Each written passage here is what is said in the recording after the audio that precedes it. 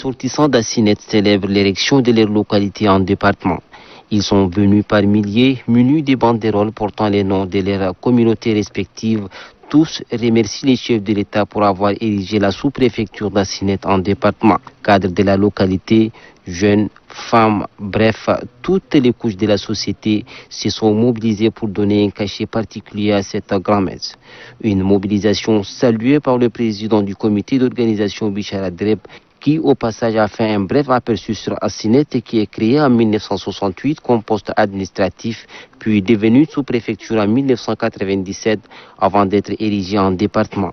Plusieurs voix se sont levées pour remercier le chef de l'État pour ses actions multiples en faveur du département. Pour l'occasion, ils ont fait de grandes annonces et exhortent le gouvernement à construire un centre de santé, des écoles et bien d'autres infrastructures. Le même appel est également lancé par le préfet du département d'Assinet, Omar Toubaï, qui exhorte des filles et fils de la localité à l'unité. Le secrétaire général de la province du Bata a joint sa voix à celle des autres pour saluer l'acte posé par le chef de l'État. Je voudrais adresser une mention spéciale au maréchal du Tchad, président de la République, chef de l'État, Idriss Déby Itno, qui nécessite multiplier des actions pour favoriser et encourager la promotion des mondes rural. Danse folklorique et animation musicale ont rehaussé la cérémonie. À Koumra, le conseil départemental du mouvement patriotique du salut du Mandoul oriental a procédé à l'installation du conseil cantonal du mouvement patriotique du salut de canton Matkaga et le bureau communal des commerçants de la ville de Koumra. Cet organe de base du mouvement patriotique de salut de canton Matkaga, composé de 22 membres, est chapeauté par Kladomgi Maxime, suivi de son adjoint Radomgi Ngialno. Quant au bureau communal des commerçants de la ville de Koumra, le secrétariat général est confié à Anour Brahim.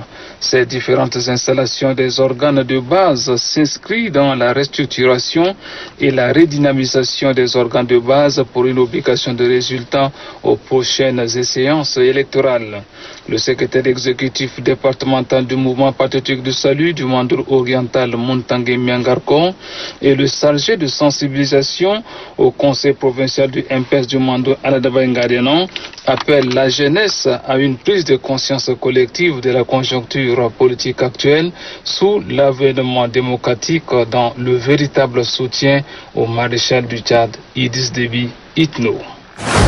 Cet atelier de renforcement de capacité, selon le représentant de Pinet Bol et Massakori Jean de Dieu Jasna Jassarabe, vise à renforcer la capacité des opérateurs économiques en matière de procédure de passation des marchés nationaux et internationaux à une valeur inestimable et constitue une véritable perche à saisir pour un rayonnement de leurs affaires. Autrefois principaux acteurs du développement de la province, vous avez suivi les conséquences fâcheuses de la crise sécuritaire imposée par les attaques de la nébuleuse secte Boko Haram, mais avec la sérénité retrouvée au lendemain de l'opération Colère de Boma, la tendance est au retour à la normale. Il vous faut alors saisir les opportunités que vous offre le projet de la fenêtre nationale.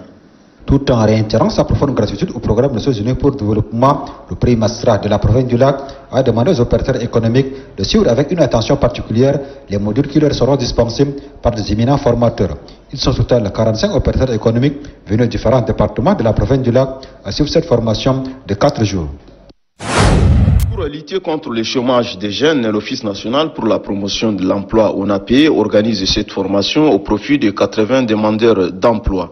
Cette formation durera 6 jours. L'objectif assigné à cette session est celui d'outiller les participants afin de les rendre aptes à monter eux-mêmes leurs projets et bénéficier du crédit de l'ONAP à taux d'intérêt 0.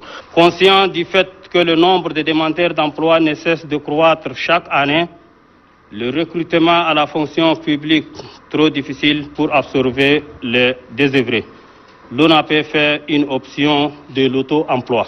Lançant la formation, le gouverneur du Salamand fait savoir qu'une politique d'octroi de crédit est mise en place. Dans sa politique de promotion de l'emploi des jeunes, le maréchal du Tchad accorde une importance capitale au développement de l'entrepreneuriat en mettant en place une politique d'octroi de crédit à la population dans le cadre de l'auto-emploi par le biais de l'ONAPE. En effet, le développement de l'entrepreneuriat a été toujours une préoccupation fondamentale. Il exhorte les participants à demeurer réceptifs afin d'acquérir le maximum de connaissances.